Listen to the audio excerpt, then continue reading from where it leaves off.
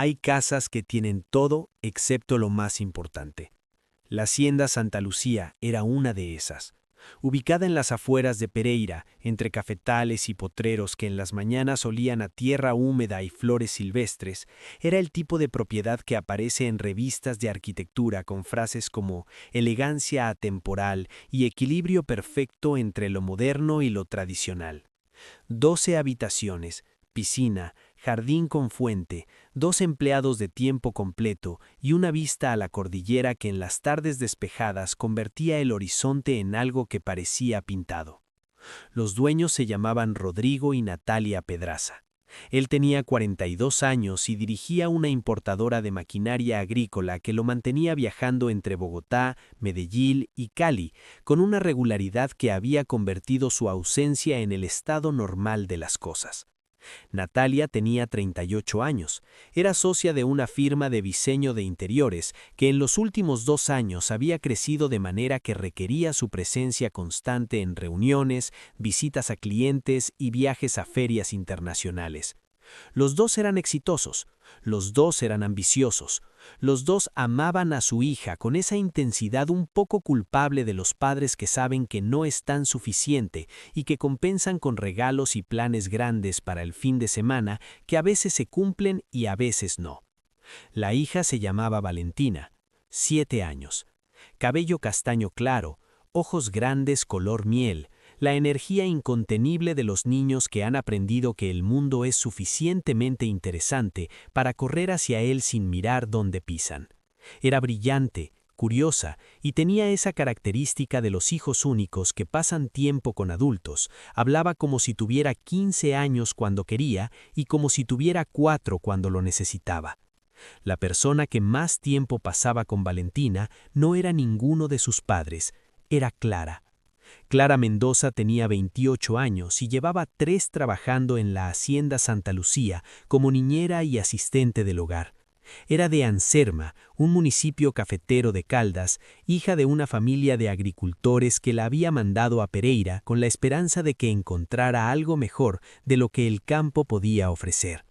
Clara había encontrado este trabajo a través de una agencia, había llegado con una maleta pequeña y la costumbre de levantarse antes del amanecer, y en 3 años había aprendido los horarios de Valentina, sus miedos, sus comidas favoritas, sus pesadillas y sus chistes malos con la precisión de quien presta atención porque genuinamente le importa. No era la empleada perfecta en el sentido de que hacía todo sin chistar, era mejor que eso. Era honesta. Cuando Valentina hacía algo que no debía, Clara se lo decía con firmeza y con cariño, en proporciones que la niña había aprendido a respetar. Cuando Natalia le pedía algo que no era posible, Clara lo decía en lugar de prometer y no cumplir. Y cuando Rodrigo llegaba de viaje y revolvía las rutinas que Clara había construido con cuidado, ella reorganizaba todo sin quejarse, aunque le costara el doble de trabajo. Valentina la quería con esa lealtad total de los niños hacia las personas que los cuidan de verdad. La llamaba Clary.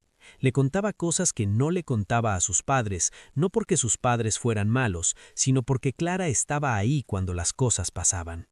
Un sábado de abril, Rodrigo y Natalia habían salido juntos a una reunión de negocios en el centro de Pereira que se extendería hasta la tarde. Era de esas reuniones que empiezan como algo profesional y terminan siendo también social, con almuerzo incluido y la posibilidad de que la tarde avanzara más de lo planeado. Le dijeron a Clara que estarían de vuelta antes de las 6. Clara les dijo que bien, que ella se quedaba con Valentina.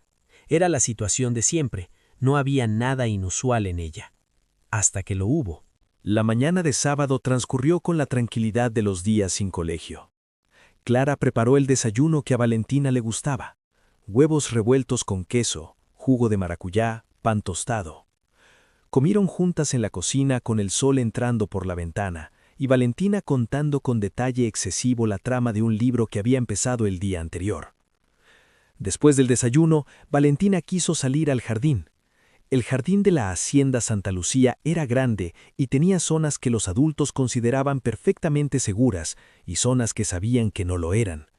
El borde de la piscina, obviamente, pero también una sección del jardín trasero donde el terreno tenía un desnivel pronunciado, junto a la fuente antigua de piedra que los dueños habían conservado por razones estéticas y que tenía el borde irregular y resbaladizo cuando había humedad. Clara le había dicho a Rodrigo 3 veces en distintas ocasiones que ese borde de la fuente debería tener algún tipo de protección o señalización. Rodrigo había dicho que sí, que lo iba a resolver, y no lo había resuelto. Ese sábado Valentina corrió hacia el jardín con la velocidad de los 7 años. Clara fue tras ella. Estuvieron jugando en la zona delantera del jardín durante casi 1 hora, con Clara presente y atenta. Luego Valentina quiso ir a ver los peces de la fuente del jardín trasero, que era su cosa favorita los sábados. Fueron juntas. Clara la tomó de la mano cerca del borde. Valentina se inclinó para ver los peces, y en el momento en que Clara soltó su mano por medio segundo para tomar su teléfono que estaba vibrando en el bolsillo, Valentina perdió el equilibrio en el borde mojado de la fuente y cayó. Fue un segundo, menos que un segundo. La fuente no era profunda. Tenía quizás 80 centímetros de agua, pero Valentina cayó de lado, con la cabeza golpeando el borde de piedra antes de entrar al agua, y ese golpe fue el que importó. Clara saltó al agua sin pensar, sacó a Valentina en segundos. La niña estaba consciente pero aturdida, llorando, con un corte en la sien derecha que sangraba con la abundancia con que sangran las heridas en la cabeza, aunque no sean profundas. Clara la sacó del agua, la acostó en el pasto, evaluó el corte, evaluó si la niña respondía, le habló, le preguntó su nombre, le pidió que le apretara la mano. Valentina apretó, respondió, dijo que le dolía la cabeza. Clara llamó al 123, luego llamó a Natalia. La ambulancia llegó primero. Los paramédicos evaluaron a Valentina con eficiencia. El corte requería sutura, había posibilidad de conmoción cerebral leve que debía descartarse con observación. La decisión fue trasladarla al hospital para evaluación completa. Clara acompañó a la niña en la ambulancia, sosteniendo su mano durante todo el trayecto, hablándole, manteniéndola tranquila. Natalia y Rodrigo llegaron al hospital 20 minutos después de que llegara la ambulancia. Llegaron con el terror específico de los padres que reciben una llamada de emergencia sobre su hijo cuando están lejos. Ese terror que no tiene forma todavía, porque no sabe exactamente qué encontrarán. Lo que encontraron fue a Valentina en una camilla, con un vendaje en la cabeza, llorando pero consciente y respondiendo, y a Clara sentada a su lado, mojada todavía, con la ropa pegada al cuerpo, sosteniendo la mano de la niña. Natalia corrió hacia Valentina, la abrazó, lloró. Rodrigo hizo lo mismo. Los médicos los atendieron, explicaron el estado de la niña, que dijeron que el corte había sido suturado, que la evaluación neurológica era favorable, que quedaba en observación por precaución, pero que no había señales de daño serio. Y entonces, Rodrigo se giró hacia Clara. Lo que pasó en el corredor del hospital fue de las cosas que no pueden deshacerse una vez que ocurren. Rodrigo tenía el miedo convertido en rabia, que es lo que le pasa al miedo de los padres cuando encuentran dónde descargarse. Miró a Clara, todavía mojada, todavía con el corazón acelerado de lo que acababa de vivir, y le dijo cosas que no debería haber dicho. Le dijo que cómo era posible que hubiera dejado sola a la niña, que para qué la tenían si no podía cuidarla, que por su negligencia su hija podría haber muerto. Natalia, que estaba al borde del colapso emocional, no lo detuvo. Agregó su propia versión del mismo argumento con menos volumen, pero con la misma dureza. Clara los escuchó de pie en el corredor del hospital, mojada, temblando levemente de frío o de shock o de las dos cosas. No se defendió de inmediato. Esperó a que terminaran. Y cuando Rodrigo hizo una pausa para respirar, dijo con una voz que le costó mantener firme: «Yo saqué a Valentina del agua. Llamé la ambulancia. Vine con ella. No me separé de ella en ningún momento desde el accidente». «Un accidente que no debió ocurrir bajo tu cuidado», dijo Rodrigo. «El borde de esa fuente lleva 1 año sin protección», dijo Clara. «Se lo dije 3 veces». Rodrigo la miró con esa expresión de los que están siendo confrontados con algo verdadero en un momento en que no están listos para escucharlo. «Estás despedida», dijo. Clara lo miró. Luego miró a Natalia, que no dijo nada. Luego miró hacia la habitación donde estaba Valentina. ¿Puedo despedirme de ella? No, dijo Rodrigo. Y Clara recogió su bolso del banco del corredor. Salió del hospital. Tomó un taxi hasta la hacienda, recogió sus cosas en 15 minutos y se fue con la misma maleta pequeña con que había llegado 3 años antes, pero con algo diferente adentro. La certeza de haber hecho lo correcto y el peso de que eso no siempre es suficiente. Valentina preguntó por Clara esa misma noche cuando ya estaba más tranquila, y los médicos habían confirmado que no había daño neurológico. Rodrigo le dijo que Clara había tenido que irse. Valentina lo miró con esa expresión de los niños cuando saben que una respuesta no es completa. ¿Va a volver? No, mi amor. ¿Por qué? Rodrigo no respondió. Natalia dijo que ya después le explicarían. Y Valentina se quedó mirando el techo de la habitación del hospital con esa expresión de los 7 años cuando algo importante acaba de cambiar y uno todavía no sabe cómo nombrarlo. Lo que Rodrigo y Natalia no sabían, y lo que habrían sabido si en lugar de atacar hubieran escuchado, era la secuencia completa de lo que había ocurrido.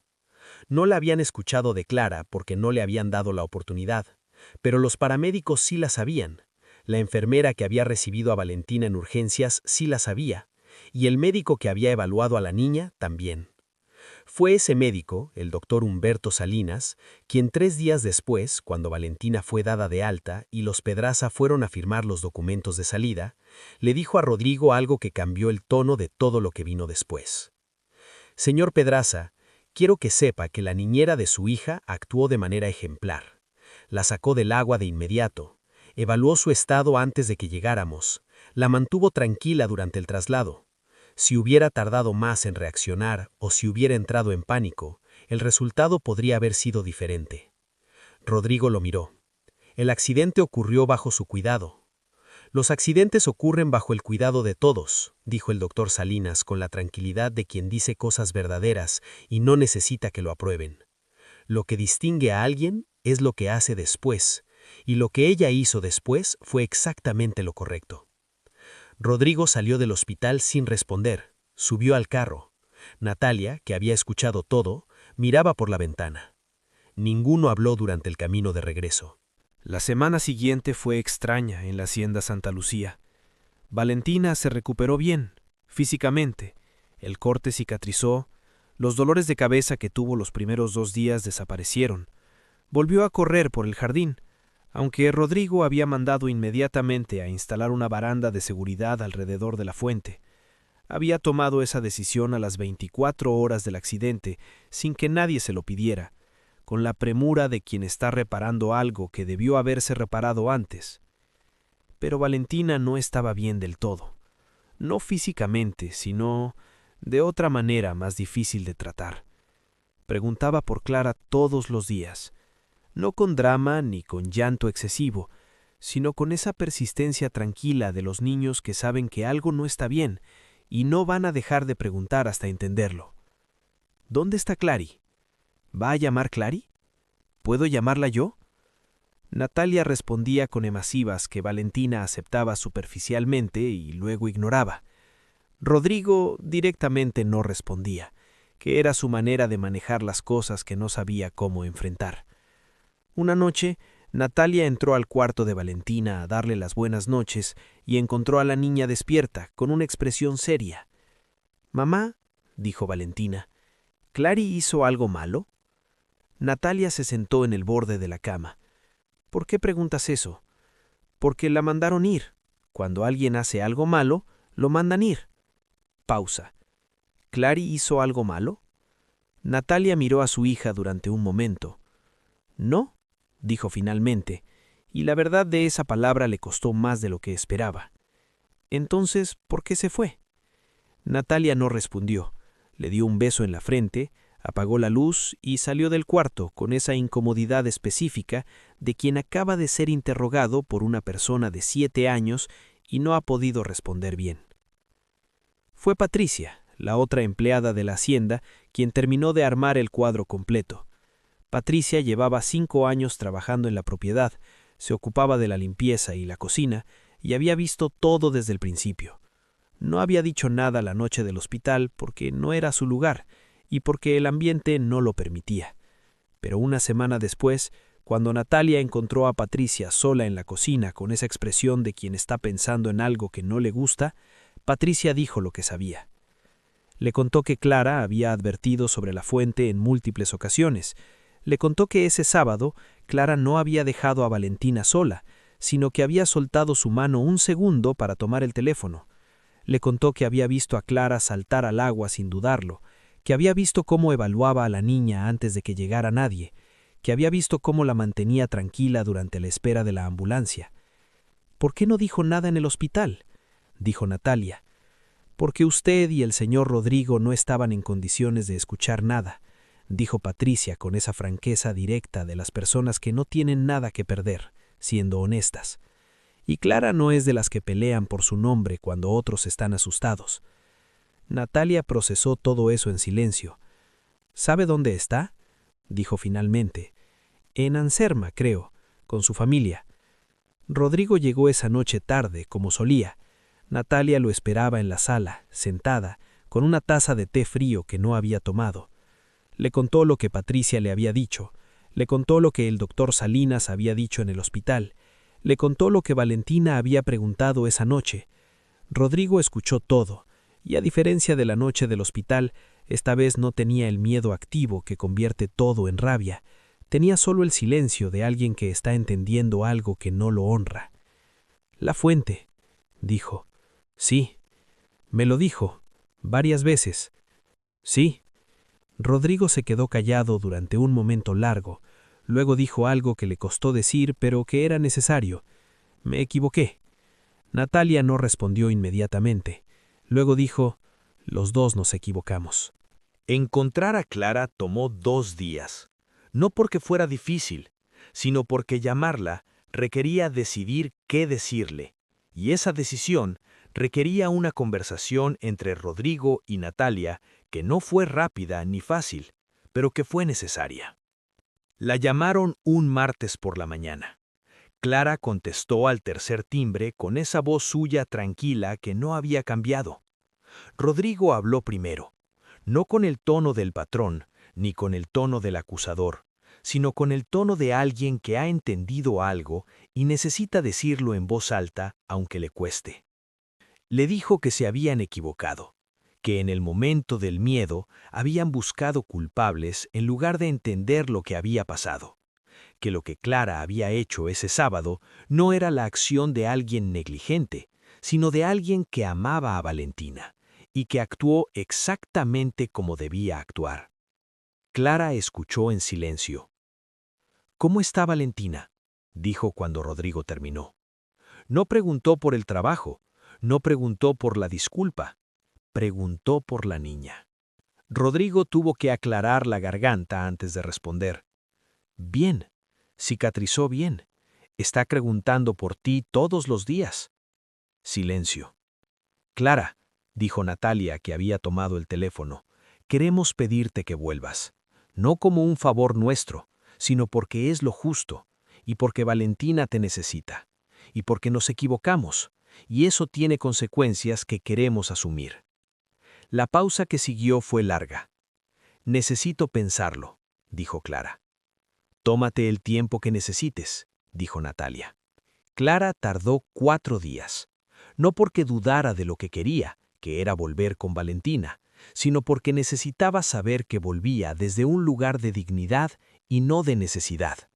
Habló con su madre, habló con una prima que era abogada laboral y le explicó sus derechos.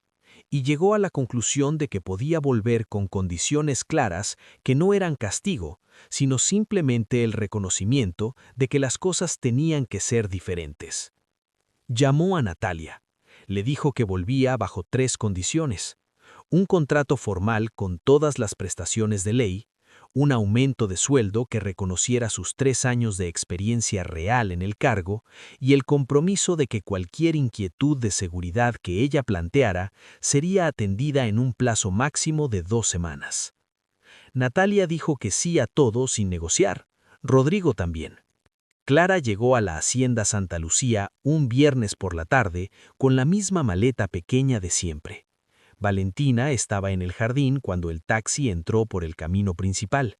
La vio por la ventana y salió corriendo con esa velocidad de los 7 años que no espera ni calcula. ¡Clary!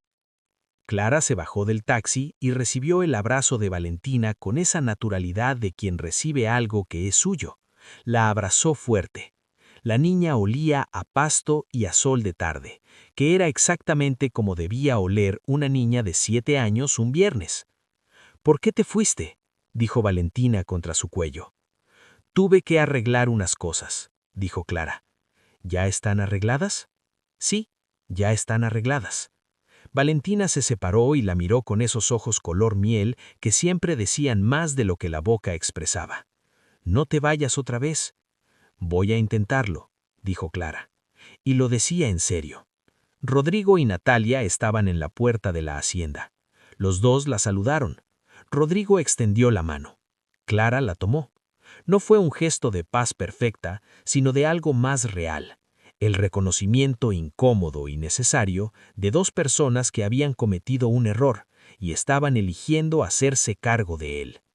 Natalia le dijo en voz baja mientras Valentina jalaba a Clara al jardín para mostrarle la nueva baranda de la fuente: «Gracias por volver». Clara la miró. «Volví por Valentina». «Lo sé», dijo Natalia, «y es exactamente la razón correcta». Esa tarde, con la luz de Pereira cayendo sobre los tafetales y el jardín lleno del sonido de Valentina explicando con detalle la nueva baranda como si fuera su proyecto personal, Clara se sentó en el banco de piedra del jardín y miró la fuente. El agua seguía igual, los peces seguían igual. El borde tenía ahora la baranda de metal que debería haber tenido un año antes. No era una historia de villanos. Era una historia de personas que tuvieron miedo y reaccionaron mal, y que luego tuvieron que elegir entre quedarse en el error o salir de él. Rodrigo y Natalia habían elegido salir. Eso no borraba lo que habían hecho, pero sí decía algo sobre quiénes podían llegar a ser. Y Clara, que podría haber elegido no volver, había elegido regresar porque Valentina la necesitaba, y porque su dignidad no dependía de que los demás la reconocieran de inmediato, sino de que ella misma supiera lo que valía. Valentina se sentó a su lado en el banco. Metió la mano entre las rejas de la baranda para señalar a un pez naranja. «Ese se llama Capitán», dijo. «¿Desde cuándo?» «Desde hoy. Lo acabo de decidir». Clara sonrió. «Bueno, Capitán». Y el sol siguió cayendo sobre la hacienda Santa Lucía con esa indiferencia hermosa de las tardes que no saben nada de lo que ocurrió durante el día y simplemente siguen siendo lo que son. Esta es la historia de Clara, de Valentina y de dos padres que aprendieron que el miedo no es excusa para la injusticia, aunque a veces sea su explicación. Una historia que nos recuerda que juzgar es fácil y entender es difícil, y que la diferencia entre los dos es exactamente la distancia entre una persona que se equivoca y una que aprende. Si esta historia te hizo pensar en un momento en que juzgaste muy rápido o en alguien que te juzgó sin escucharte, cuéntamelo en los comentarios. Me encanta leerlos a todos. Comparte este video con alguien que necesite recordar hoy que ninguna historia se entiende completa desde el primer capítulo. Y si todavía no eres parte de esta familia, suscríbete a Finales Asombrosos. Aquí cada historia es un mundo completo, lleno de humanidad, emoción y finales que no olvidarás. Nos vemos en la próxima historia.